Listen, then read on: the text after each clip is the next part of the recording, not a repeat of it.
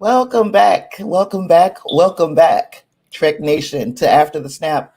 I've been told that I'm Tasha Pierce, so I guess that's who I am today. And today we are going to continue our coverage on season 3 of Star Trek Picard. There have been some very interesting developments in this last episode, so I'm excited once again to talk about it.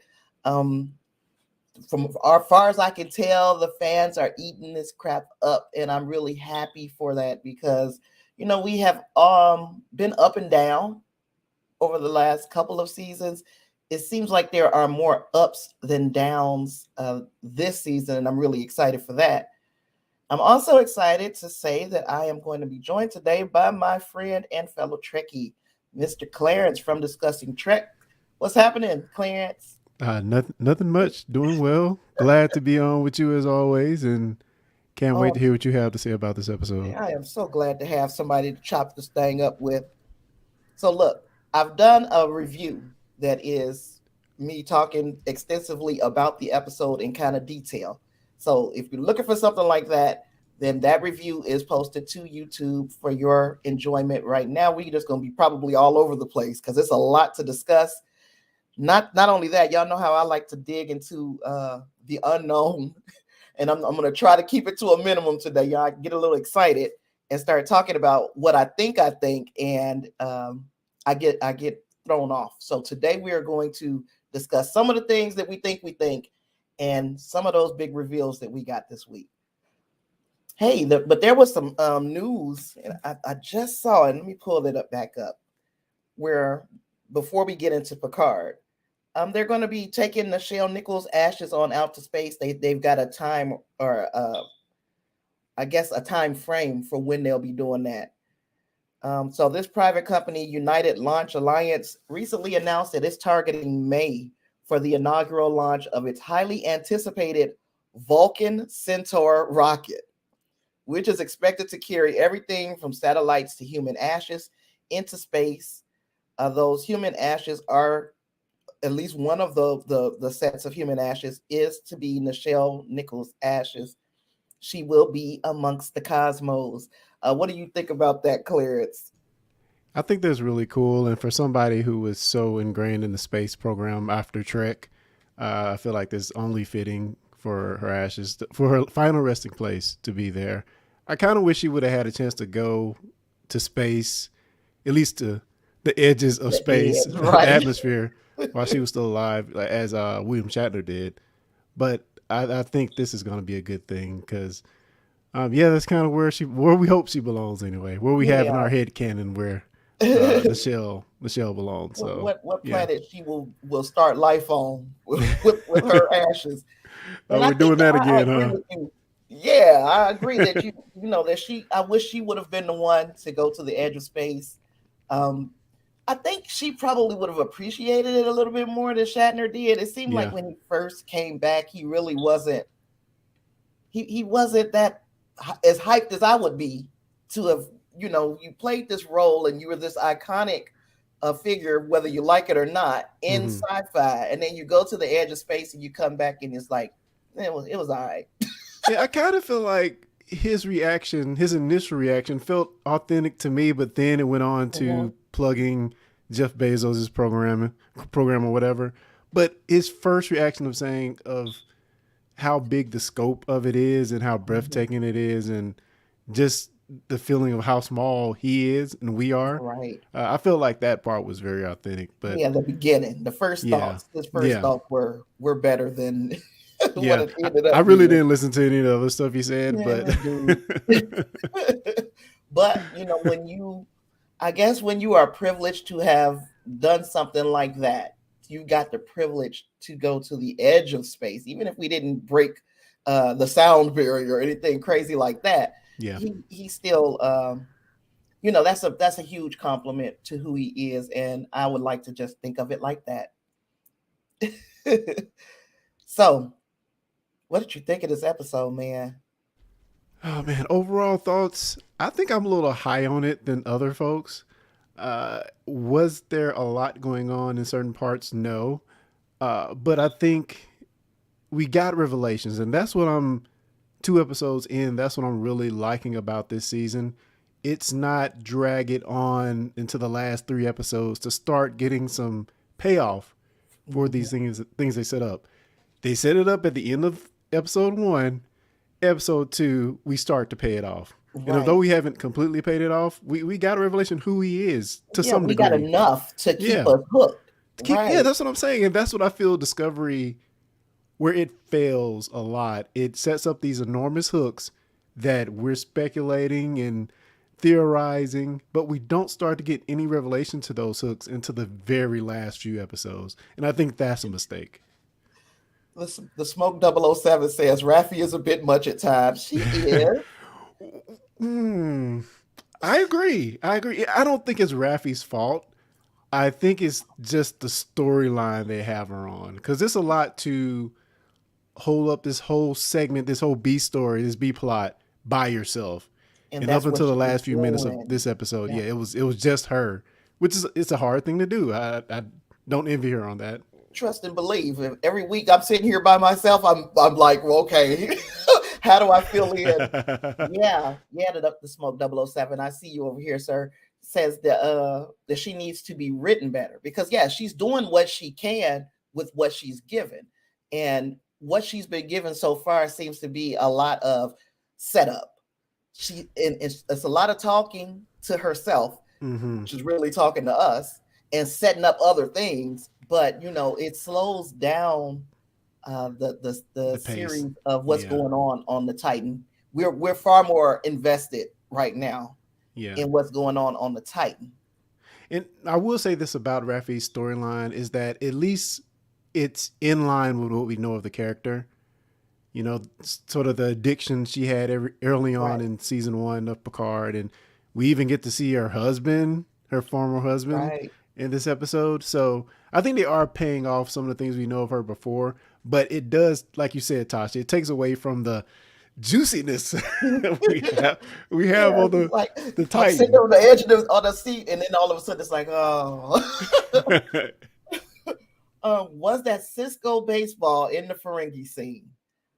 We are unsure of whether or not that was Cisco's baseball. We can speculate that if Kira is still on Deep Space Nine, or was, as long as that baseball was, do I think that she would allow somebody to get that ball? No.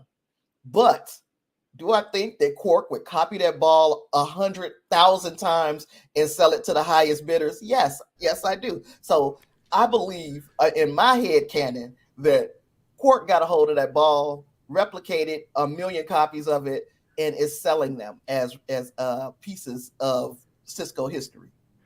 Yeah, it was so interesting getting this Ferengi in this episode. I don't even remember the guy's name, but he's a former 12 Monkeys guy, isn't he? Yeah, what is his name? I didn't write his real name down on my notes, but yeah, he is another 12 Monkeys alum, and he was uh he was what okay, we know we got the goofy kind of Ferengis Yeah, in other iterations of Trek.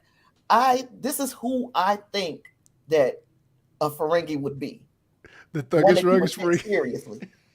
He was a. Uh, Well, I took him seriously for the most part, but when I saw the thug life, not thug life, oh, the tattoos and stuff, like, wow, wow, he's pretty dark. he's that hard. Well, somebody told me, or did I read somewhere that Ferengis, when they're in the military, they have the rank tattooed on them. Now, Mm. do I remember that? No, but if that's a case, yeah, he was an X-Men too. I'm all over the place. Oh, thank you, Smokey. That was a good point for both of us here. He was an X-Men Pyro. Really? Oh, Yeah, he really? was Wow. Pyro. Cool. Yeah, Pyro. So we have seen him in a lot of different universes, and it was good to see him. Just like any other bad guy that I kind of like, though, I hate that you killed him. We'll never Yeah. see him again. Yeah. So now he's gone. Um, did you see who his known associates were on his record? I did not. Oh, give me these juicy Easter eggs. You've been. His known associates are who you would expect: Morn, Quark, Brunt. Is that his name? Brunt. And Really? uh, what is the one who we've been seeing in all of the animated Trek? What In is the his name? animated. He showed up He was in Lower Decks? he showed up in Lower Decks, and he showed up again in Prodigy. Oh man, I don't even. I know we had the Akuna. woman that was Akuna, is that his name?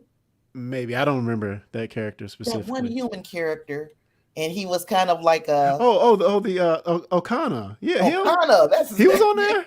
Yes, Oh his name wow, was on there as that's a funny. known associate too.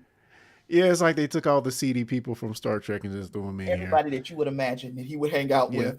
Only Now person who was missing was Goldacott. I did like the slightly updated look. It's like it was close enough to what we know from Quark and DS9 and previous before that, but it was a slightly updated take on it. I know some people might have a problem with it, but I thought it was fine. I I thought it thought it was was okay. good. I thought it was good too. And what I noticed that we did not, you know how the Ferengi, they had that kind of where you couldn't halfway understand them. They were kind of mush mouth because of the Yeah, prosthetics teeth or yeah, whatever. He sounded better too. he's the most clear Ferengi we've seen. Yeah, The accent almost threw me off because he had a weird accent as well. It threw me off a little bit, but he definitely played that gangster up as I much as liked it. possible. Everything Yeah, all the way up until, I mean, and we even got the Ferengi kind of, okay, we got the fact that he is a Ferengi. We saw that he is a little shisty, and he had the, what is the name of the laws? The Ferengi laws. oh, the rules of acquisition. He had that book Oh, I on didn't. as part of his little, all the little setup that he had along with the baseball and everything else. Really, I didn't. The rules of acquisition was there, so I was like, Mm. that's like they Bible. It I was wish sitting he would there have like, quoted it though. I wish he would have quoted yes, it. That would have been that golden. would have been a perfect Yeah. opportunity to tie that in. And what else was it about him? Oh, and then the fact that you kept this dude's head. Just into the background. Yeah. So I'm just gonna reach behind my couch and pull out a human head. So, or a Romulan head. Yeah. Excuse me. And Smoke, you get into the good Oh, part right up front. Worf came in the way I would like to have seen him come in a million times in all the other iterations of Trek. They did him right this time. He looked like it, he looked like a samurai, or like kind of ninja like. yeah. Yeah. Uh, How do we? Hmm. So this is what we've always expected of Worf to be ultra badass, and violent, but we haven't seen it to this degree in Trek so No, we've far. At always least that seen I him can pretty much remember. get his butt kicked a lot. To Yeah. me, we saw Worf get his butt kicked. They set him up to be, he is the biggest baddest person on our crew, and Yeah. then he faces off with somebody and he gets his butt kicked. Which I think part of that was adhering to the rules of Starfleet. He was never really trying to kill anybody. Right? But it seems like Yeah. no holds barred here. He's going for the gusto. And look at, and in the trailer, he's saying that he was a pacifist. Yeah, I'm I'm like, like, pacifism must mean something different on Klingon. this is a Klingon pacifist. Yeah, Worf did come in like a beast. I was very happy that they finally just let him loose. Just let him Yeah, be it's what beautiful. we expect from a Klingon. No doubt. I'm gonna put some stuff up here now because let's see. So season 3, episode 2 was Disengage. Disengage was supposed to be about being aided by Seven of Nine and the crew of the USS Titan. Picard makes a shocking discovery that will alter his life. And I mean, they say his life forever, and he's 100-some years old. So how much life? How long is forever? Is it forever? Forever, ever? Ever? It puts him on a collision course with the most cunning enemy he's ever encountered. Meanwhile, Raffi races to track a catastrophic weapon and collides with a familiar ally. So we've already spilled the beans on that familiar ally, but pretty good premise. We got to know a little bit more about Jack. What did you think about as far as getting his personality just kind of a teaser of the personality in that opening. Well, it speaking of the outrageous Okana, it seems like Jack is up to some pretty dicey business. And is he okay? So now, just this personality and what we know of him up to that point, would you, if you were Riker, have already deduced that this was Picard's son? I think the only real clue we have in that aspect is his accent, And how? which that is what a lot of people online are debating right now. And even Terry Metalis has said in the next episode that's going to be talked Yeah, about or resolved. So yeah, I think that's the only real thing you have to go on. I mean, maybe Riker sees something in the way he looks that remember that one reminds him of it. episode? What's that? That one episode of TNG where we went back in time and we saw young Picard right before he got stabbed, or right when he got Yeah, stabbed by the Nausicaans. yeah, Was he not Jack at that time? Like mm, in that era, Picard was Jack. yeah, yeah. But Riker would not have known that. So how would he have put it together that quickly? Maybe it's just a feeling. I don't know. I really Yeah. didn't get that, but he was. It was funny to me that he was so sure about it, and even Picard himself was not sure until the last moment. I You think know. he was in denial. I think he Yeah. knew. I think Mm. Picard knew. And of course this is, we can nitpick that or try to dissect it. They probably won't go into the fact that he knew all along, but it just seems to me like the minute he said, "I'm her son," the air went out of the room. In that first episode, Yeah. even Riker looked at him like, "Man," he said, "What?" Yeah. Yeah. So I feel like maybe he thought, but he was in denial. The Smoke says that he hopes they touch on his son, Worf's son, and I hope so too, because that is a similar, or he would have some kind of common ground with Raffi as far as the relationship with their kids. To me, that is what the only reason it makes sense for Raffi to be the undercover character and interacting with Worf instead of Seven, because Seven seems like she would have been a better undercover operative and she would match up with Worf better. But the only way that I think that they match up together pretty well is because they both have this troubled relationship with their kids. Yeah. Certainly. Certainly. And I can see that. Star Trek, or was it Paramount, posted a Twitter post, and they basically said sum up what you think of Star Trek in a few words. And I responded, especially from this first two episodes of Picard, like family, um, Mm-hmm. which is kind of weird to say in this big grand space show that family is so important. But um, seeing what happened in the Rathacon and then coming here and seeing this again, and all the echoes we got from DS9 and even from the first season of Picard, seeing is it Sestra, Riker's daughter or whatever. Yeah, It seems like that's a good theme to be echoed throughout Star Trek, and that's definitely what I've been feeling lately in Star Trek as well. yeah, we got this the biological family, you got found family, you got lost family, so it's like, yeah, family does seem to be the undercurrent through the whole thing, and I'm appreciating that myself. Uh, the Smoke says they also hope that they touch on Dax. That might be one I don't think I'm gonna see, but anything is possible. Everything is up in the air right now. It, Everybody else seems to be having a comeback, so why not bring some form of Dax back? Yeah, let's do it.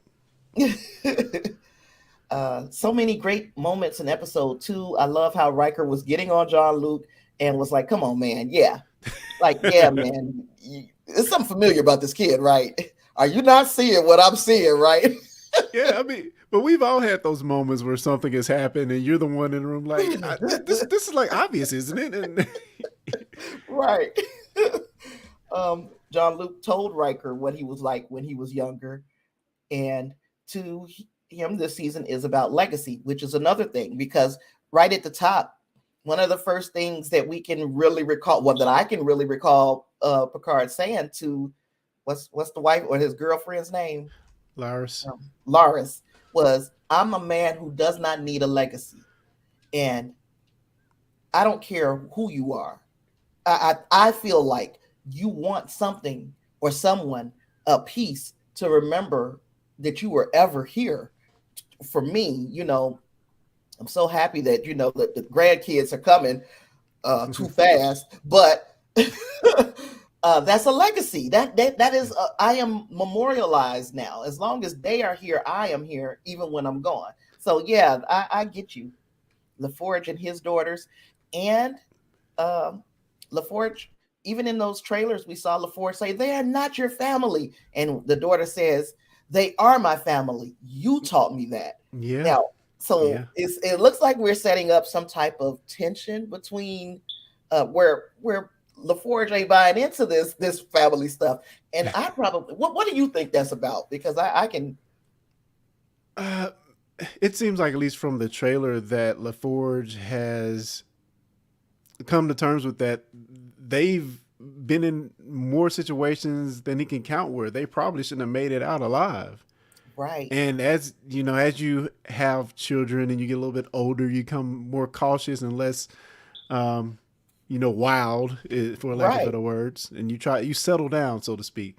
Just like it reminds me of the last end game when Harry Kim wanted Tom to, let's go and try to figure this thing out so we can get home, and Tom's Like, like, I dude, I got a got a family, wife dude. and a kid. Yeah, I can't do that anymore. So yeah, I think that's kind of what LaForge is going through right now. He's just known they and have had so many brushes with death. and Picard has dragged his daughter into it. Yeah, So he's daughter behind is that on the thing. Titan, and that didn't stop Picard and Riker from still getting into some shenanigans. And he might feel like, look, man, it was one thing. I chose that. I'm not choosing that for my kids, but she's an adult. And that wasn't that daughter that he was having that argument with. But I can imagine him feeling like, man, you put my daughter in the middle of this mess with this crazy woman in space.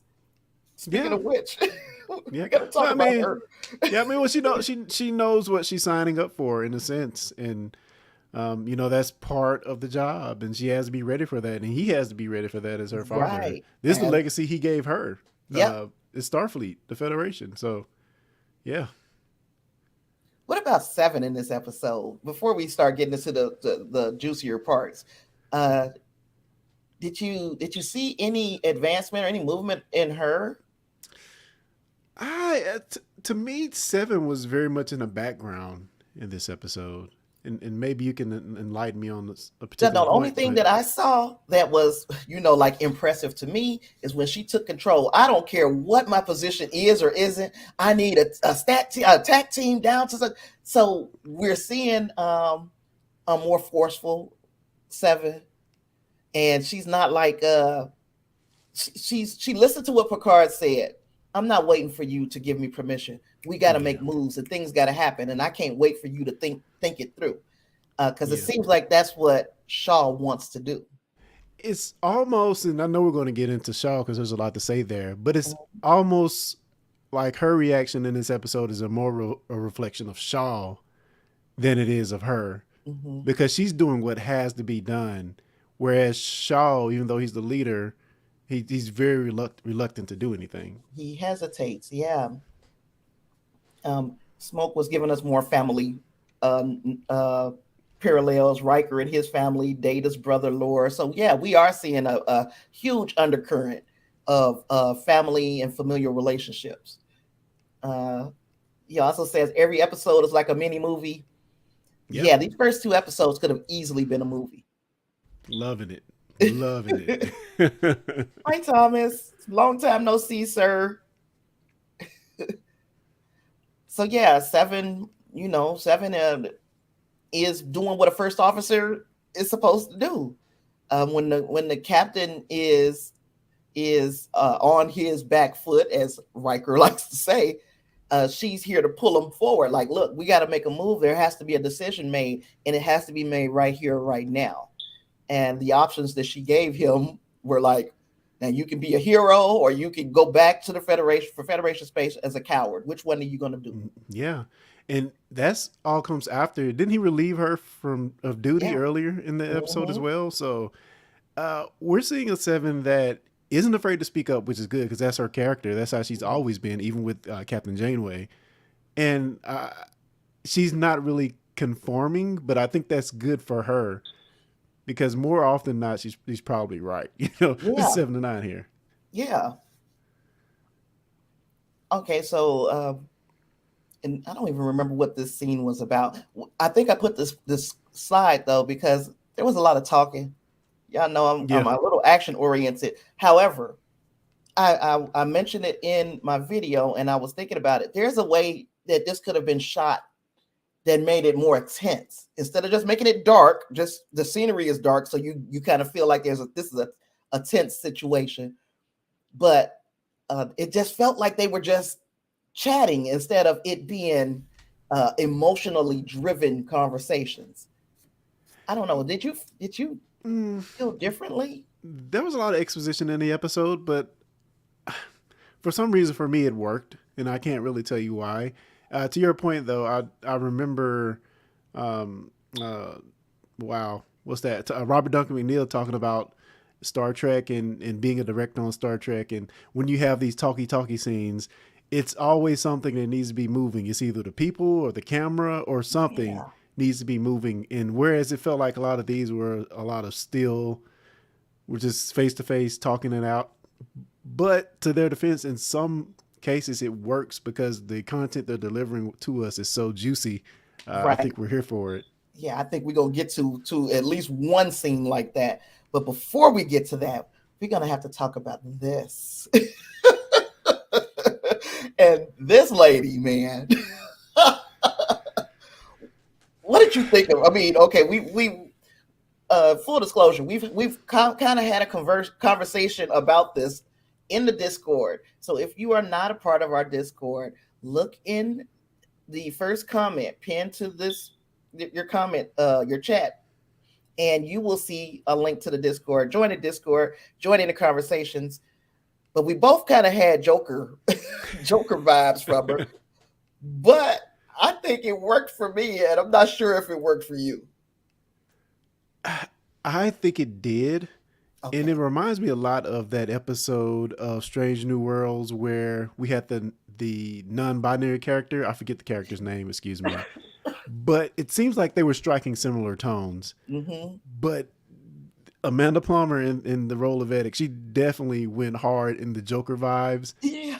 And even to the point where I had to go look up Amanda Plummer to see what she really looks like. And I mean, she looks similar, but not this. This is like this is extreme, like It poverty. is. Amanda Plummer. It is. And I don't know if she's just sinister or having fun. And you really Right. can't tell because she's so joyous in Yeah. what It's she's like doing. literally geeked that she's gonna get to chase them now. I've never seen some, usually you'll see a bad guy be like, oh, they got away. She laughed, like, Yeah. like kicked her legs and everything. This lady was happy. So I'll be happy to know more about her.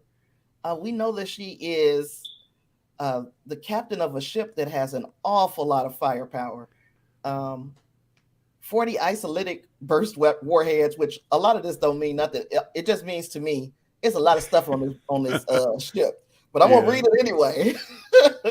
40 isolytic burst warheads, 88 plasma torpedoes, 236 photon torpedoes, 18 antimatter missiles, 20 pulse waves, 30 Series 5, and an additional unknown technology in its primary weapons position. Mm, mm. What do we think that is?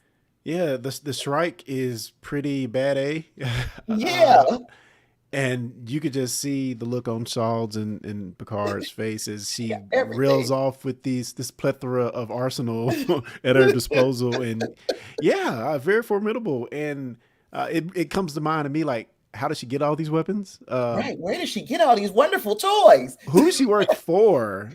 I mean, is it just her at the top of the food chain? Like, You Who? know, I think we're going to find out more. Of course, we know we're going to find out more. But I got a video coming, and it'll probably be out on Tuesday about why I think that she is in bed with the Romulans. And Mm. some of it is going to be addressed here today because I think maybe on the next slide. But before I get to that, let's knock out some comments. Uh, Smoke says Seven was about to knock out Shaw, and Picard was given a nod. No, don't. I didn't see that. I didn't catch it, but I can see that being the case. Yeah, Picard like no. Amanda Plummer was no joke, and we gonna get to the flinging of the ship too. Oh yeah. Seven is gonna be a great captain. I really and truly, uh, I don't know. I don't know how I feel. I hope she does in a way, but at the same time, she's already voiced her discontent, even though Picard is sending her in that direction still. What do you think we're gonna see a Captain Seven? I mean, you talk about legacy. I mean, this is our Voyager legacy here. Mhm. As you know, Captain Janeway brought her in and pretty much taught her how to be human again. So I love that legacy there. And we hear of Picard and Janeway pushing her to get into Starfleet, become a Yeah, commander. So I would hope. I would yeah, hope. because they see something that she doesn't.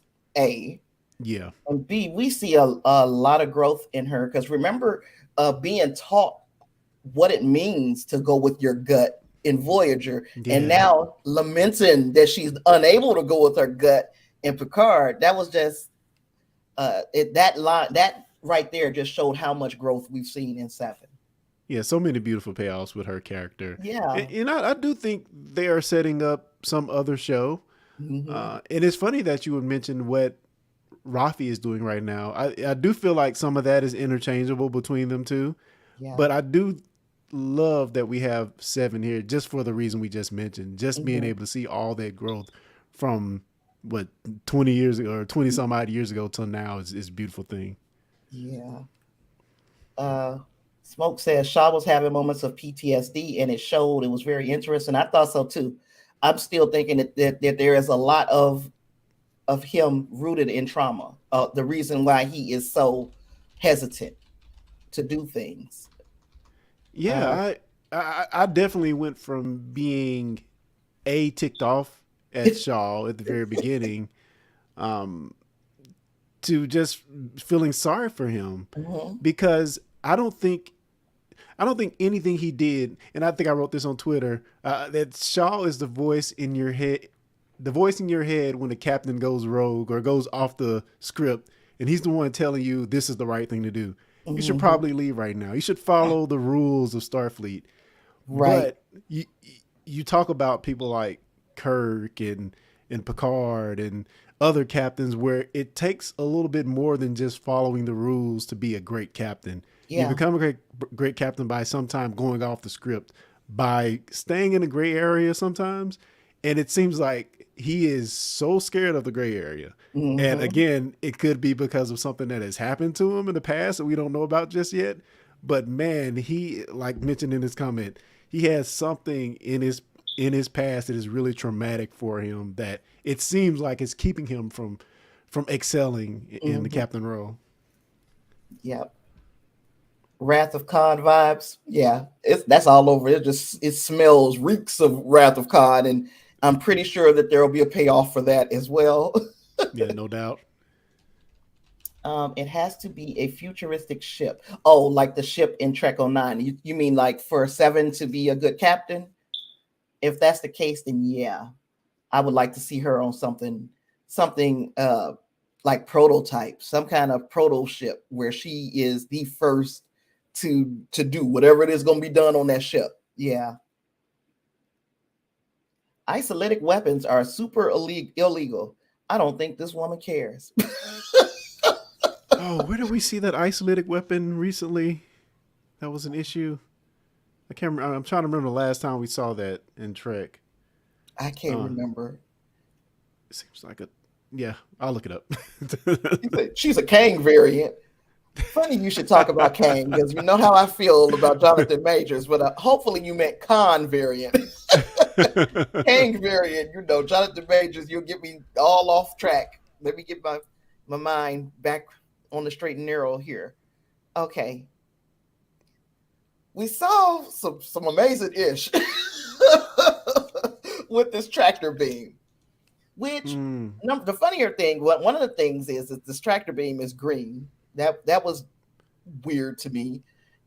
And then what she did with it, um, that was very creative of her to use this tractor beam to grab the Elios and literally throw it at the Titan. I I, I was I'm outdone. So what did you? What was your feelings when you saw this scene? That was gangster. That was. Not only am I going to threaten you and give you this countdown to give me what I demand at Right, this point, I'm gonna, give you a shot across the bow and make sure you understand the full gravity of what I'm telling you right now. right, And and gangster. yeah, they like, what is she doing? Oh, she threw a ship at us. How could she even? Is that even possible? But I know you probably looked this up. We've seen this recently in another Trek show. No, I did not. So this is not me personally. I didn't know this information. I saw it on Twitter. It was done in Lower Decks. I'm gonna have to. Yeah, I But forget I'm what. gonna have to find it. Yeah, I forget which episode, but a shuttle was thrown. I think at the Cerritos in Lower Decks. I Yeah, did not. I did not remember that. yeah, with a And tractor beam. So yeah, same thing. wow, same energy. Yeah. Well, let's talk a little bit about the Shrike. Now, the Shrike, of course, me and you had this conversation where I was asking, was the Shrike a human bird? um, it is an Earth bird. So the name of her ship is a Shrike. She gave us a pretty good definition of what a Shrike is, or a good description of what a Shrike does. We know now that the Shrike is an Earth bird. It is also known as the Butcher bird. Yep. But in non-canon Star Trek, is also a series of Romulan starships. What? And it's a series of Romulan starships that are favored by the Tal Shiar. And Mm. I added that to this list because we are seeing a whole lot of non-canon stuff being introduced this season in Star Trek Picard. So it's a matter of what non-canon stuff are they going to are they is everything on the table? These descriptions are like the series of Romulan starships and favored by the Tal Shiar is from one of the games, not the Star Trek Online game, but another set of games, and I can't remember what they are. However, if they're bringing in stuff from Star Trek Online, could they be bringing in stuff from these other games? And if that's the case, then is this a Romulan starship? Is it something that would be used by the Tal Shiar, which is what makes me think that she might be in bed with them in some way, shape, or form. But of course, this is just going off of some non-canon stuff. Mm. Interesting. And it seems like they're doing something that's similar to what they've been doing in the Star Wars extended universe, where they said, "Oh, all that's not canon," but now they're starting to pick pieces of it and bring it back in and Right. make it official. I don't know if the games have ever been really considered canon in Star Trek, but it's cool to see them reach out and bring some of these pieces in. Some of these pieces, like only the people that play the games know about them, because Right. and like even the books aren't really canon in my opinion. They're canon until they're not. I think the TV and movies supersede all that. But Right. yeah, I love it when they can bring something in and also bring that audience in. I think for me, like I always hear these Star Trek Online people talking about stuff they want in the show. So it's cool to see something from the game get dropped Yeah, in. but they're getting some of what they asked for. Yeah, cool. Uh, okay. Let me see what we got here. Oh, Tarka wanted to use an isolated weapon on the 10C. So yeah, I do Yeah. remember that being mentioned now. Yeah. So let me Yeah, and and Angus also mentions that in the chat as well. I yeah, that's see. what I'm about to say. And I'm coming down to the chat, and Angus is mentioning it as well. Now I don't know what DS9 Cisco. What that was a reference. A Kang. Oh, a Kang from DS9. Okay, I got it. I wanted you to be talking about Jonathan Majors. That's all. As far as the weapon that was used before on DS9 by Cisco. Okay. mm, mm. Okay. So we got the starship. Then we see. Okay, this is when um Jack was trying to get off of the Titan. Jack is doing the noble thing here, which is another thing that would kind of give me Picard vibes. He got a little bit of his daddy in him. I'm gonna get off this ship because all of these people are far more important than just me, to include my mama who was on this ship, and I don't want anything to happen to her. Um, do we feel like he was just being noble, or do you think that he had some kind of ulterior motive for getting off the ship? Well, he did mention his mother and caring about her safety. I don't. Do we think he knows Picard is his father? I don't know. I thought he did, but I don't know. Because Picard just asked him straight up when he was in the brig. He asked him what it is. What is it so special about you? And that's a question from us, the audience. Yeah, What's so special about you, Jack, that makes Vedic want you so bad? And I do feel like it was genuine, even though he and Beverly have been out there doing what some might consider some weird things out there on the frontier. uh, but that's how they chose to practice medicine or make people better, right. and not really going by the rules. So I can see that noble piece being in him to be like, okay, I don't want these people on the ship to get killed. I'm just go. I agree. And then we got this scene. Lord have mercy with the looks, and it was just looks. It was nothing said between these characters. It was just an exchange of looks, and this looked like this last look of Picard is like Maury Povich opened up that envelope. It was like, Are the father. and at that point, though, it lit a fire in Picard that we hadn't seen. Now, number one, we had a beautiful scene with no words, and Yes. I didn't think people was gonna have as big a problem with it, but some people did. How did you feel about this scene? It was a scene there for the people who have had all this history with these characters, have seen them from the beginning, have seen every TNG episode, and to see that look that she gave him, I think there's no other way really to play it. Right? And Yeah, it it, would have taken away from the moment by yeah, talking. yeah, and to go from that to see the twist in Picard. I've talked about Jean Luc being very old manny in Hmm. in the last few seasons, but in that moment when his son's life was on the line, I felt like he went back into TNG Picard mode, Yep, Captain Picard mode, yep. and it was a beautiful thing to watch. And I think, yeah, I think he had finally said, "Look, I have been sitting back, and because I don't want to be the admiral that that others have been to me, come on my ship and telling me how to do things. But in Yeah, this here moment, we have to move fast. So I have to take control. Admiral's orders, do this, do that, do this, man. he was And then back. let's run and hide in this nebula, which I mean it's classic Trek. Yep, We're off to going to use. see probably what people call a submarine episode. We're probably going to see that next week, and I'm here for it. Yeah, yeah, Last time we saw was so well done in Strange New Worlds. I can't wait to see what Terry Matalas and this crew over here on Picard does with that concept, and then we'll get more Worf and Raffi probably. Yeah, I have to admit that storyline still worries me a bit, but the fact that Michael Dorn is there with Rafi, with Michelle Hurd, I think, I think it's gonna be good for them, or good for us to see them play off each other.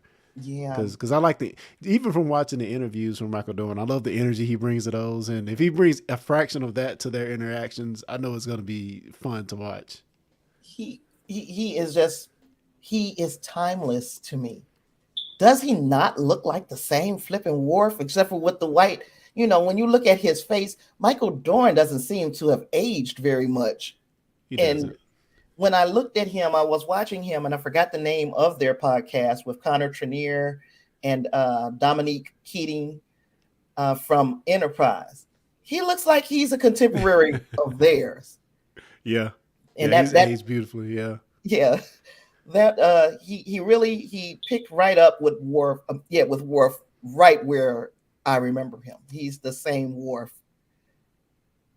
Um, so yeah, we were talking about Crusher's Jack Crusher's British accent.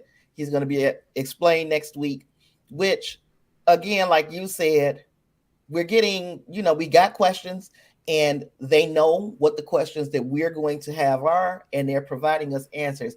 It reminds me of the way things go in the MCU with their series, how we can see a mind map on the board of the series, of the actual series that we're watching, because Kevin Feige and the people that he has in his writers' rooms know the questions that we're going to ask based on what they show us. Terry Matalis has shown us that he is very adept at picking up. Okay, if we present this situation to them, the top question is going to be this, and we need to pay that off immediately. And I'm glad he's doing it that way.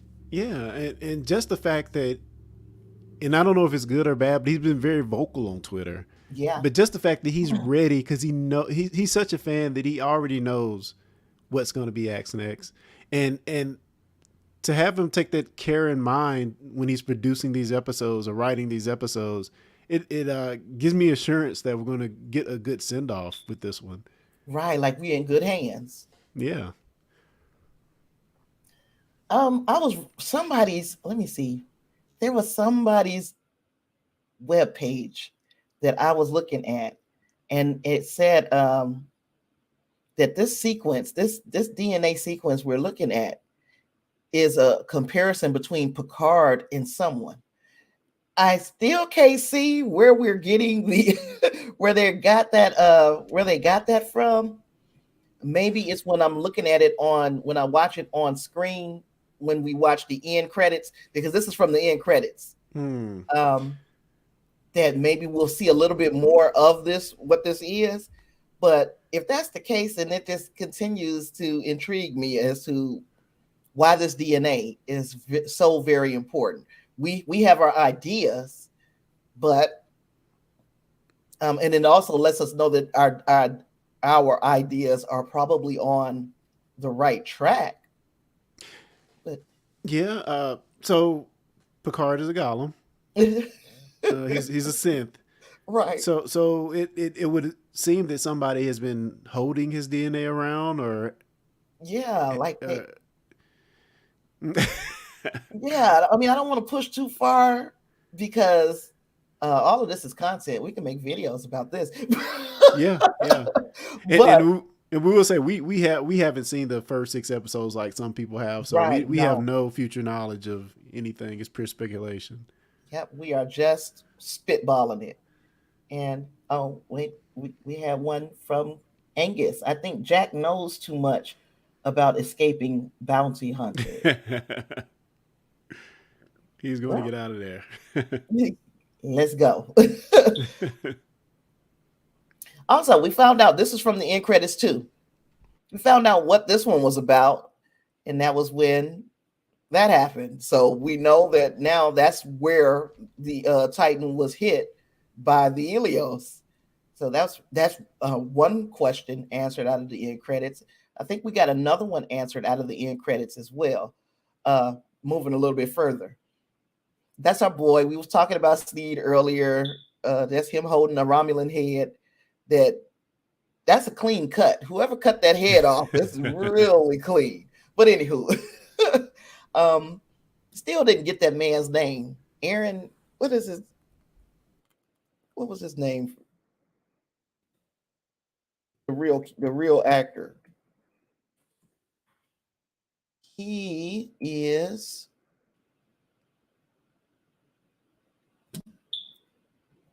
It's taking me a little while. Aaron Stanford. That's his name. Aaron Stanford. So Aaron Stanford played Pyro, 12 Monkey Star.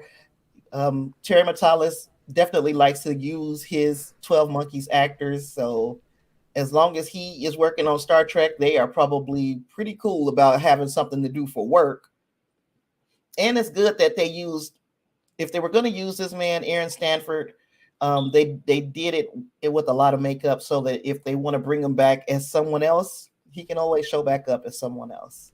Yeah, yeah.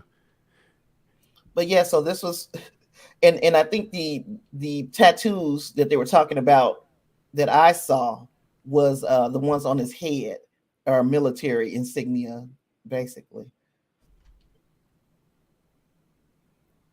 So that leads to this because this is from the end credit scene, but I think that was also what we saw the handler send to Raffi, like, do not seek blame, do not engage, disengage this Disengage. investigation, and her dumb butt still gonna go out there. Hey, the drug, the splinter drug, which is also a 12 Monkeys reference, BT Dubs.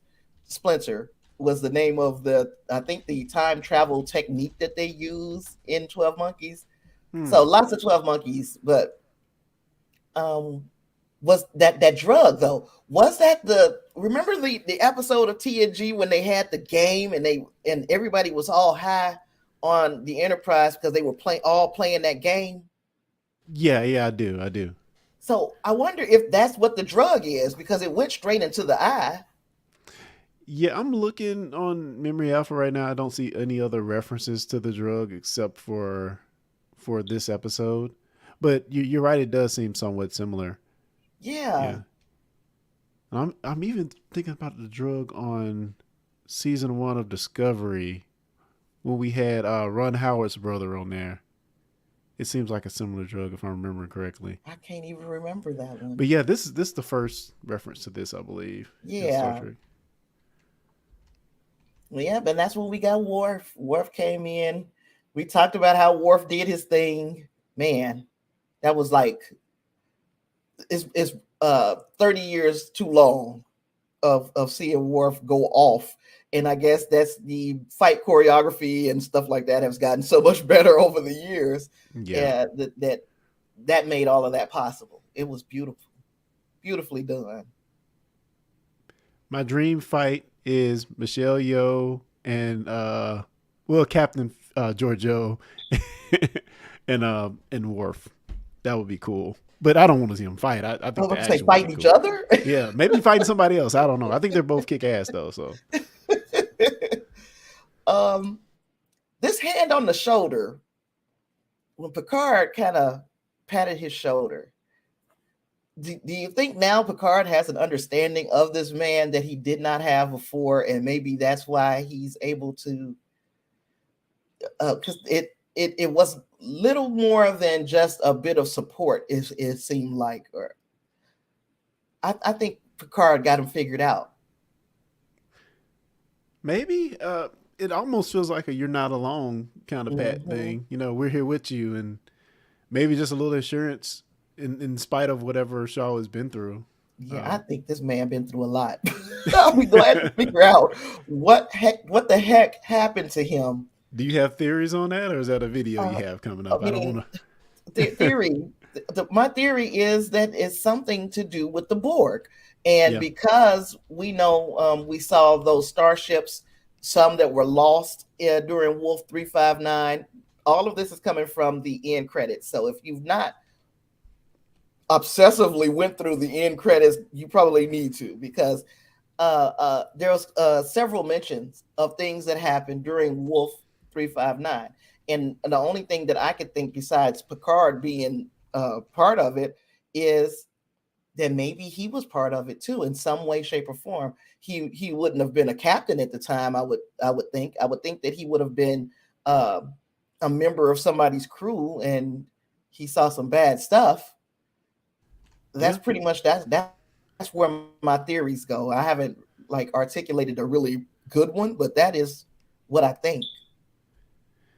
Yeah, it seems like wow, what's the actor's name? He's being well received at the Star Trek cruise, which is happening this weekend as we have this conversation. Yeah, because that was what my next slide was. No. That he is a rock star on the cruise. And it's like, Yeah. man, I want to go on the cruise. So yeah, he went out he's out there along with Soji and Elnor from past seasons of Star Trek Picard. So yeah, it's just a cool mention that he's already immersing himself into the fan events and that kind of thing. I like that. Yeah, I was very surprised to see, and his name is Todd Stashwick. I was surprised to see him pop up on pictures of being on this cruise. I'm like, what? Yeah, But it's cool though. It's it very cool. is. This was something else that's in those end credits that I didn't pick up on right away. And it is that they've programmed 10 forward into the holodeck with the remember we noticed that the safety protocols were offline, Yeah, but this is the bar. This is not 10 forward from the ship. This is the bar that we've been seeing on Earth. So who would have done that and taken the safety protocols offline? It's just another question that needs answered. But because I finally paid attention to the word bar at the I thought I'd better mention it. hmm.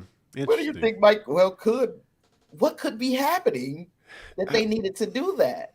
it may just be a set money thing. Instead of recreating the 10 forward from the Enterprise, it's recreated from current day on this ship. I don't know.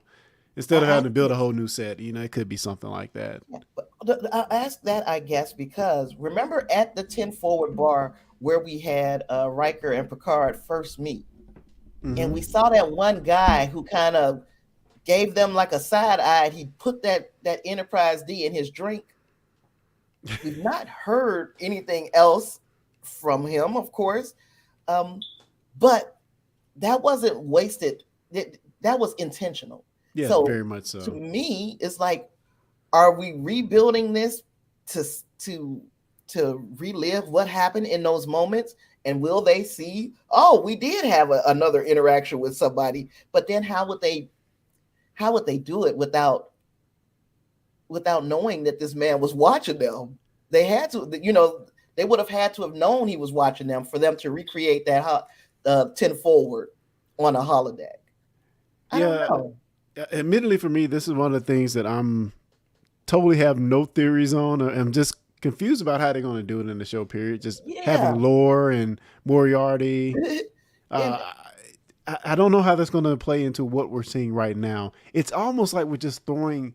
I'm not shit, intentionally, of course, but we're putting a lot of stuff in here, and we just don't want to make it too much to have to pay off by the end of things. right. I want to know who that man was. Angus says Picard hated the holodeck safeties.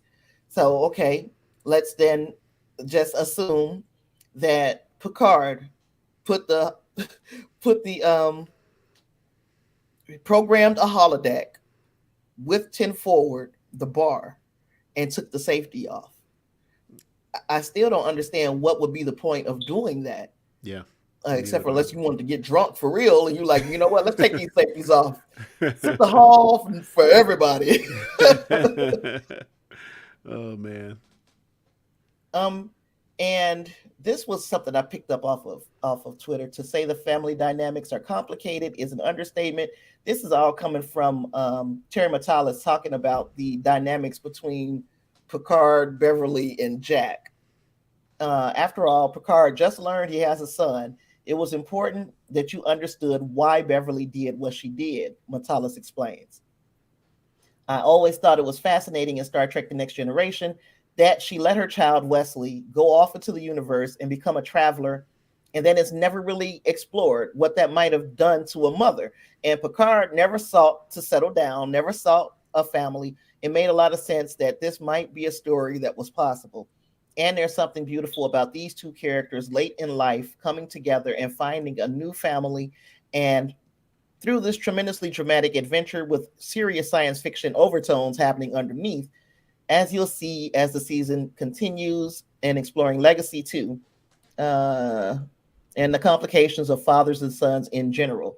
On the other hand, we know how much Jack and Beverly care for each other. We meet them trying to save each other.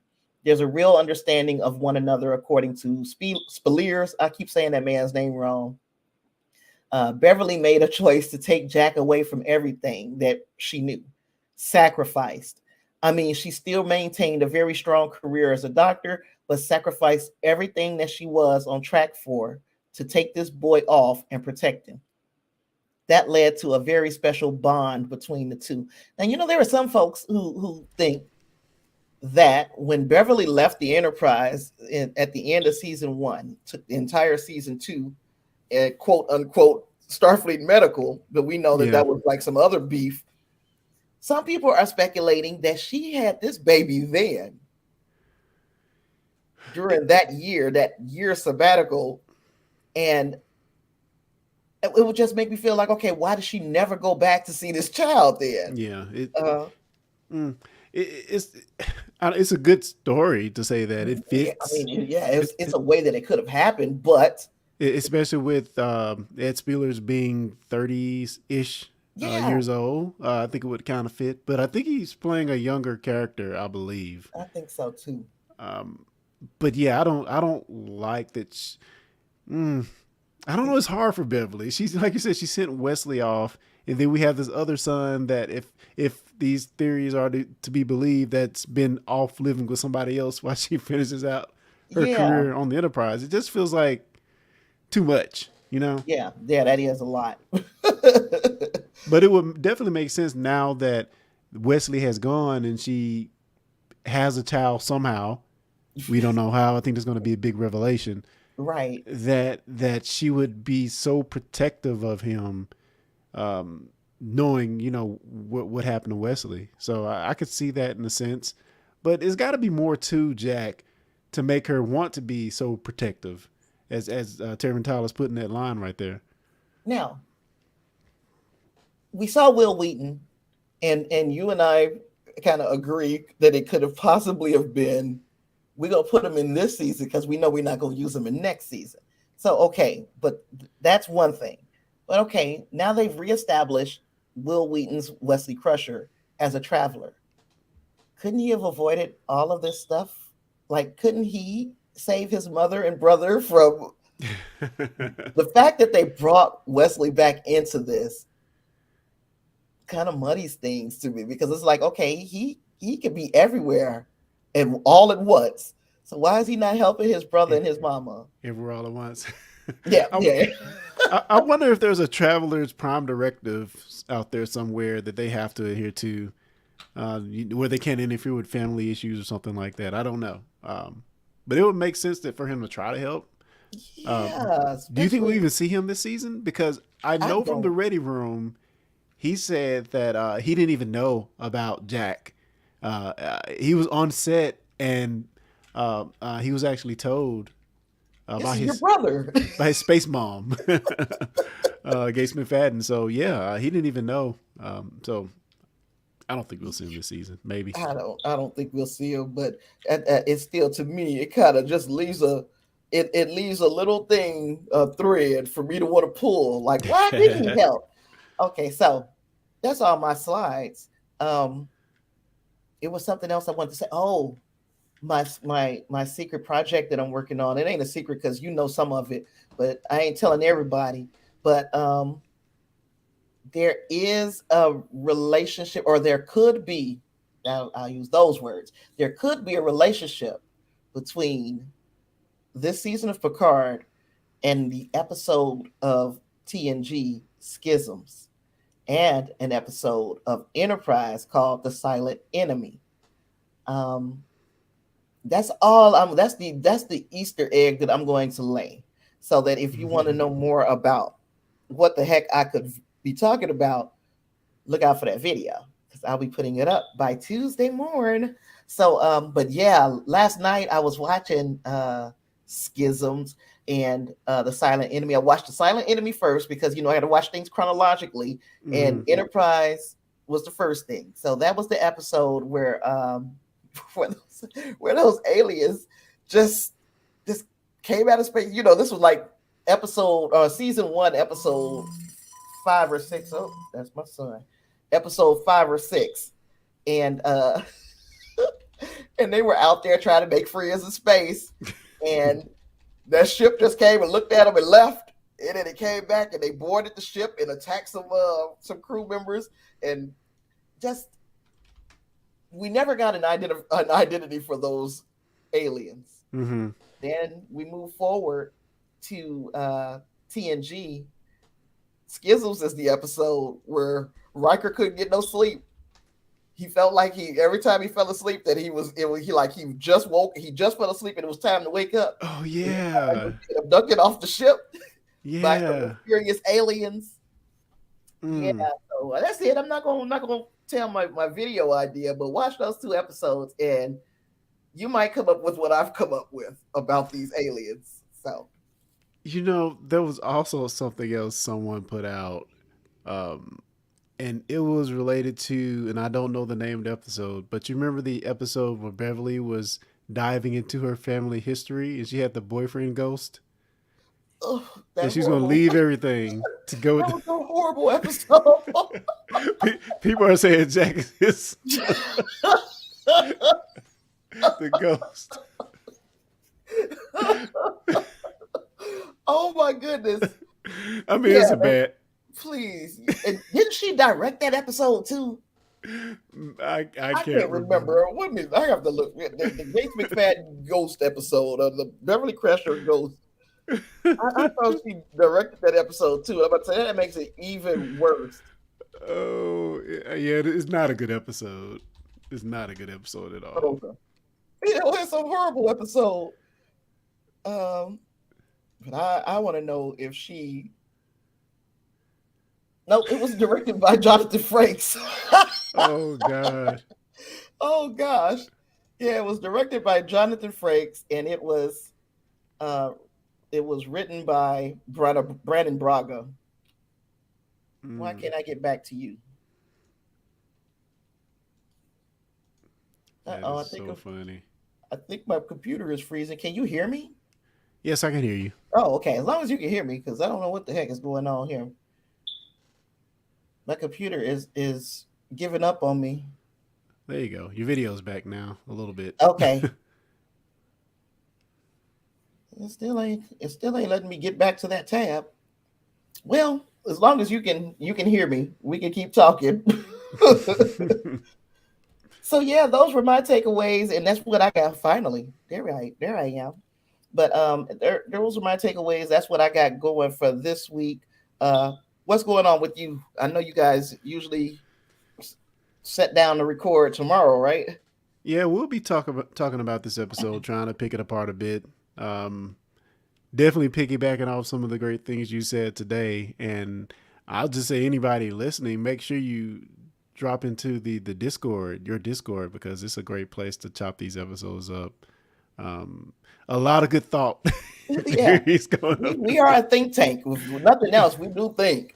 And I mean, Dream Prism, like last night, he was doing one of my numbers. He was up at an hour at a time where nobody else is up. So like, I got another theory.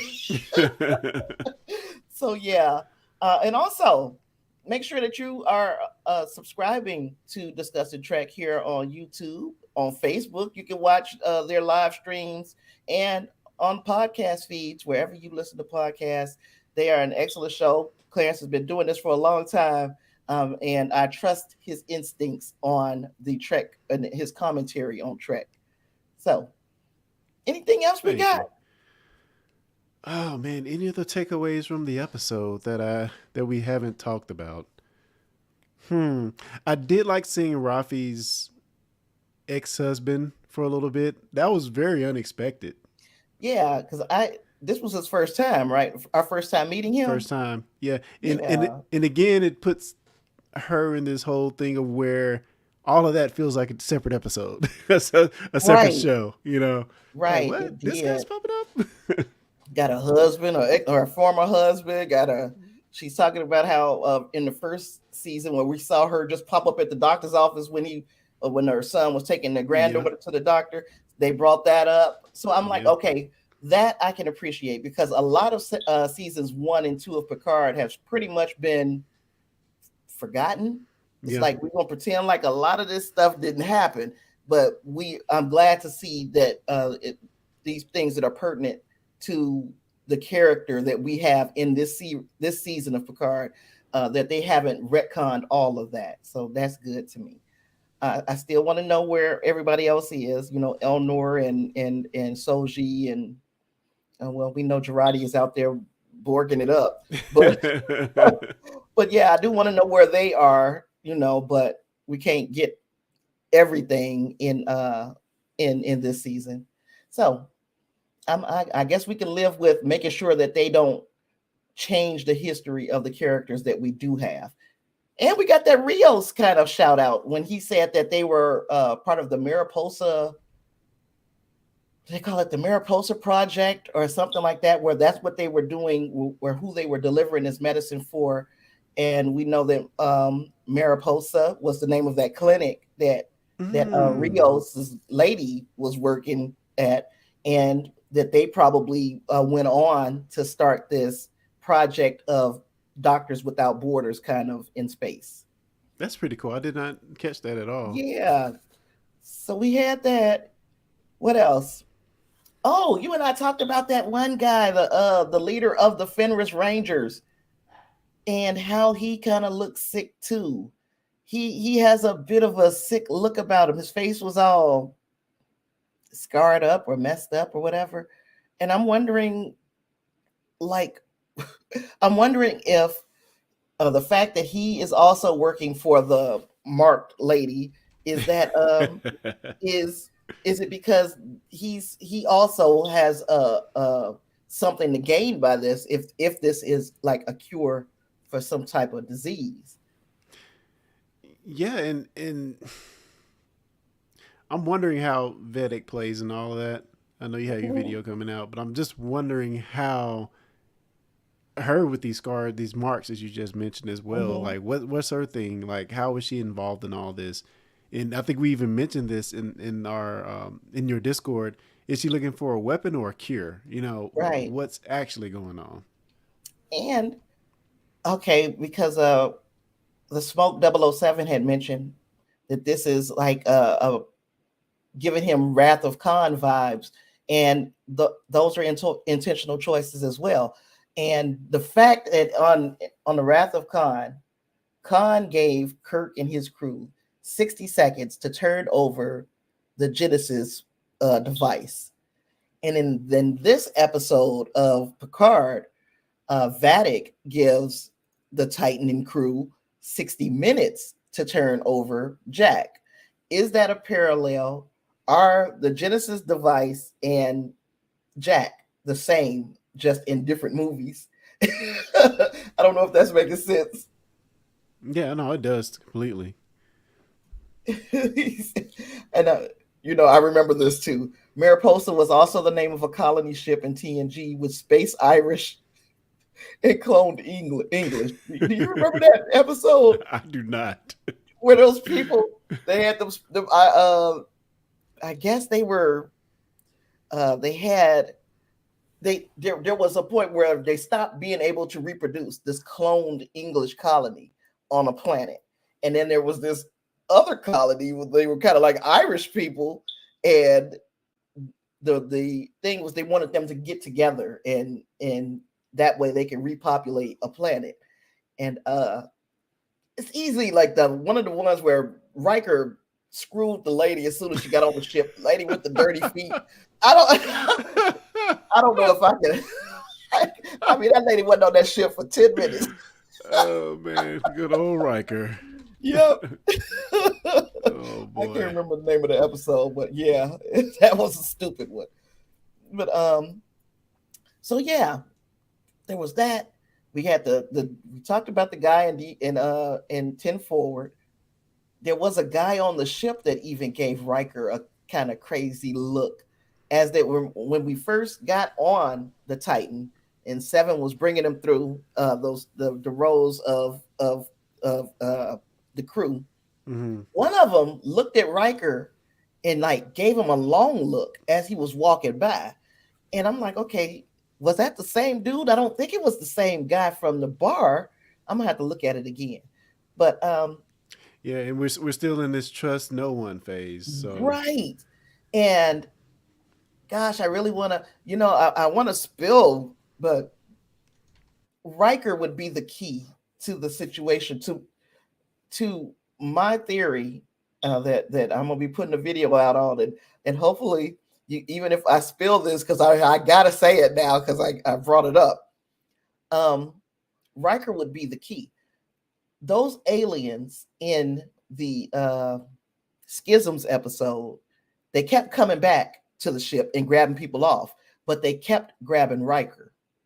And okay, we got rid of the alien. We got Riker and the other crew member that was there all back onto the Enterprise, but we never knew what happened with those aliens. And I'm wondering if the whatever they did to Riker as they were pulling him back and forth through this subspace rift was something like making him a Manchurian candidate.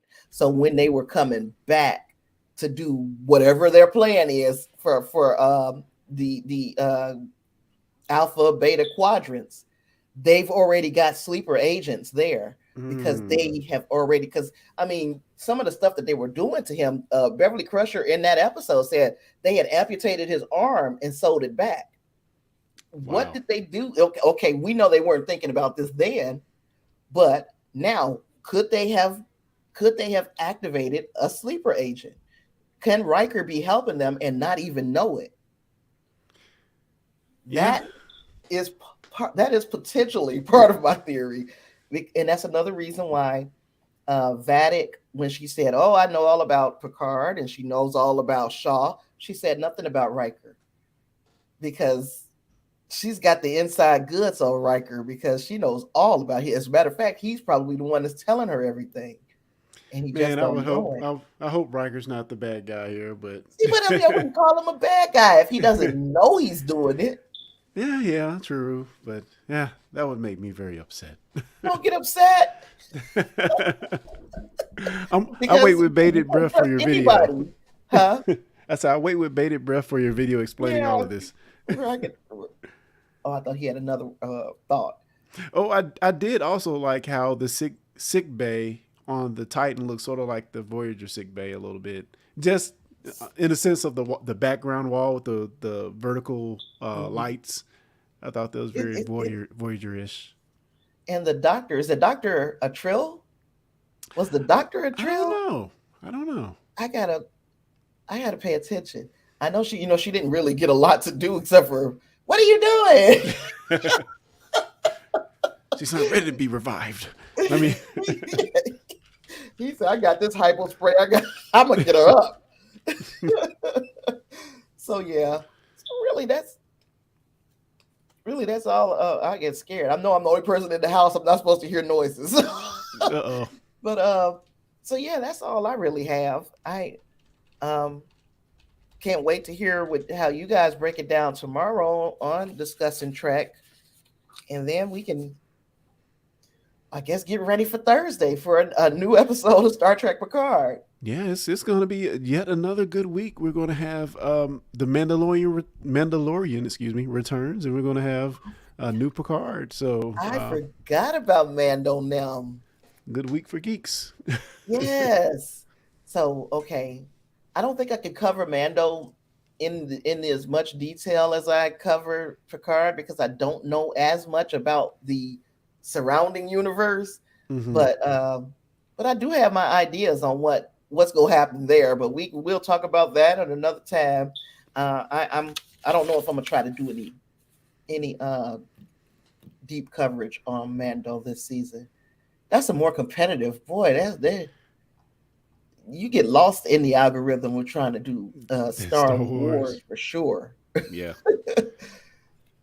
So, well, I don't have anything else. You got anything you want to plug? Anything else that you want to put out there before we take off here? I don't know. I just would call to action to anybody that has theories. Let's hear them. Put them in the Yes. chat. Send them to Tasha. Let's hear what you got.